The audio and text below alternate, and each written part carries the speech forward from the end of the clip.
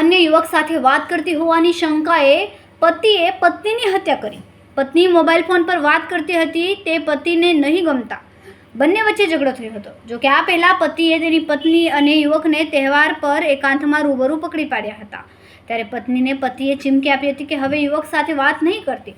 તેમ છતાં પત્ની મોબાઈલ પર વાત કરતી ઝડપાઈ ગઈ હતી। તેથી પતિએ ઉશ્કેરાઈને પત્નીને લાકડાના ફટકા અને લાતો મારીને હત્યા કરી નાખી હતી।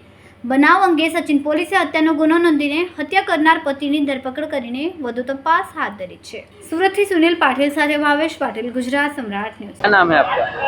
मैं बाबूलाल हूँ सर। कहाँ से आया? मैं राजस्थान से आया हूँ और यहाँ पे कुछ झगड़ा हो गया। मेरी बेटी यहाँ ही रहती है, 1 साल हुआ है शादी किया हुआ, यहाँ पे रह रहे थे। और कल फ़ोन आया था कि पुलिस स्टेशन से बोल रहे कि बेटी की हत्या हो गई है। इसलिए मैं यही दरख्वास्त करूँगा कि मेरी कितने साल हुए थे शादी? 1 साल ही हुआ है शादी किया हुआ को। अभी आपकी मांग क्या है? अभी मांग मेरी यही है कि उसको क्या लड़की को क्या मार के हत्या की? वो कुछ लकड़ा मार के हत्या की गई है।